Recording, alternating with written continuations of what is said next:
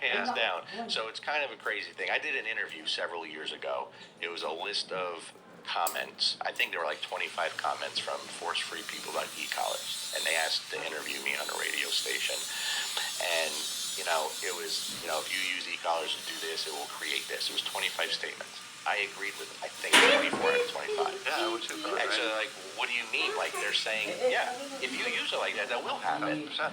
Right? 100, I agreed with all of them. But see, again, that's the perception that people have they're being used this way. There was only one I remember disagreeing with, and that was that you could burn holes in the dog's neck. No, that's not possible. That's not physically possible. Right?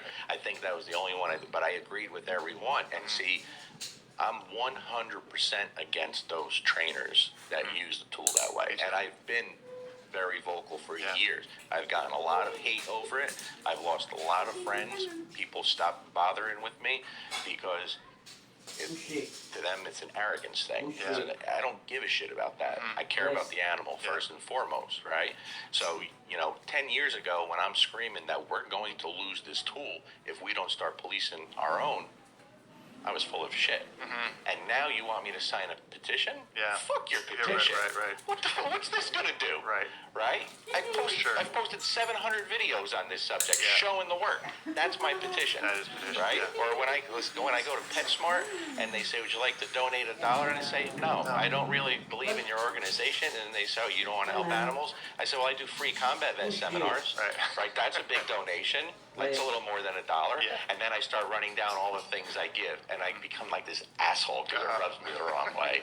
And again, depends what kind of mood I'm in, right? That's it. Well, I think that's the case. So like, I have an issue with trainers abusing dogs, and I think, so there's a mixed bag. Part of it is people say, well, if somebody's doing something wrong and they're in our side of the training, right? There's obviously two sides very clearly.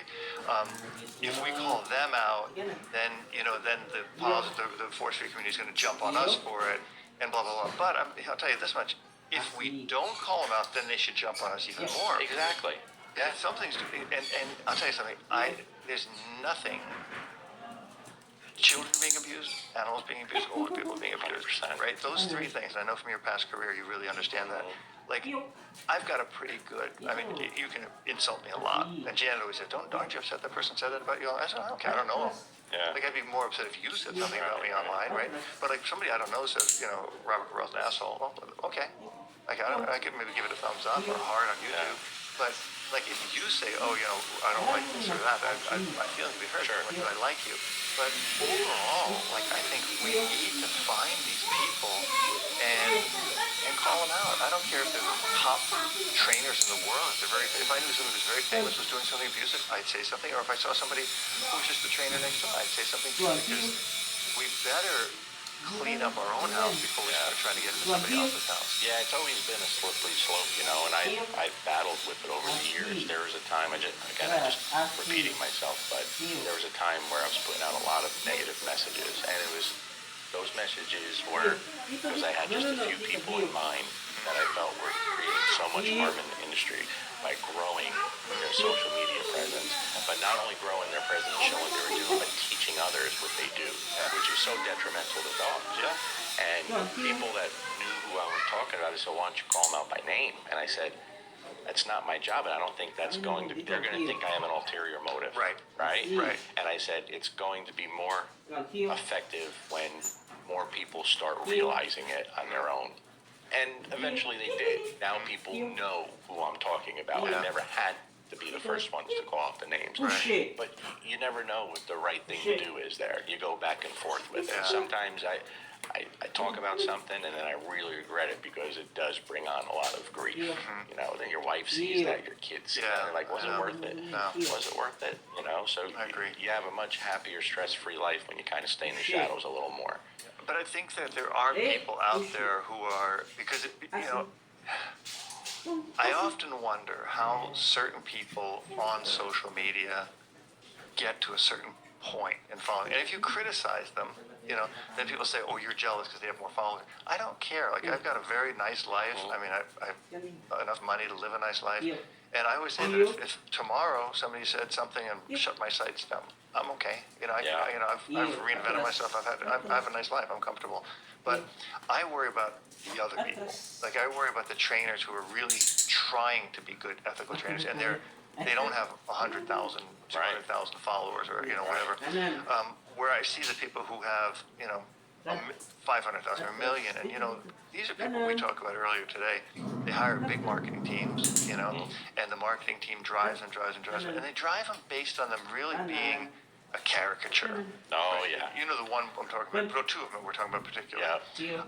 And they're really just caricatures. Like, when I watch the video, I almost have to turn it off. It's like listening to a violin out of tune being played. You're ready to go buy an old 1978 Pinto that they're trying to sell you. Right. Baby blue. Yeah, baby blue. With a racing stripe on it. Oh, as a matter of fact, there's a little history there. My Aunt Carol, it's her birthday today. Happy birthday, Aunt Carol. She had a baby blue Pinto. Check this out. This just hit me, dude. I don't know, 7, 8 years old. Okay. I don't know. I shouldn't get into. You could edit it, I guess. I won't. I said, Aunt Carol, I said, I have to poop. Okay. She said, I have to run in the laundromat. Okay. Right next to Lovey's Pizzeria. Okay. Lovey's. And I said, New Jersey, by the way. Yeah, I said, no, I have to go. She said, I'm going to be real quick. Well, Aunt Carol took her time. I pooped my pants really bad in her light blue Pinto. And I was pissed, so I took it out and smeared it on everything. Her steering wheel, her mirrors, and she drove me home, throwing up out the window the whole way. So I guess that's why Baby Blue Pinto popped into my head. You can totally edit that out. I don't know. Okay, so I thought you were going a totally different direction. Me too. But a totally different direction. Because when you said Baby Blue Pinto, Used car salesman. used car salesman. That's Okay, it. the very, very first car that I ever bought was a baby blue Chevy Vega That's station crazy, wagon. dude. That's Right? funny. And had a white racing stripe. Yeah. And I was like, and you know what sold it? It was the white racing stripe. Yeah. Right? And I bought it, and I remember, I think I had it for 3-4 months, and we had to put a new engine in it. Blew the engine. It was the aluminum four-cylinder aluminum block engine, and we blew the engine. And I was like, but it's such a cool car. And that's the thing. This car was like a 1973, never forget it. Chevy Vega station wagon. It was like Newport Richey, Florida when I had it. And the outside looked so cool, right? And that's what's going on with social media, right? Mm-hmm. You have this, here's the current topic. And I've hit current topics when people say, hey, what's your opinion on that cop who shot that dog 4 times? I was like, well, it's bullcrap. Yeah. And I kind of ran it by a couple friends of mine who were cops. I go, what do you think? They go, this guy's an idiot, So I got an opinion. I'm a dog trainer. I should give my opinion. But when people go out and espouse these things, and they're these experts and stuff, and there's dog trainers online who claim certain things that they've never done. I don't want to go even further than that because it'll call out a particular person. It's like, just do your research, right? Just see, like, my background is nothing fancy, right? I mean, I worked in animal shelters. That's where I cut my teeth. That's not really fancy. Yeah, I put IGP title on my dog, not a fancy title, nothing like,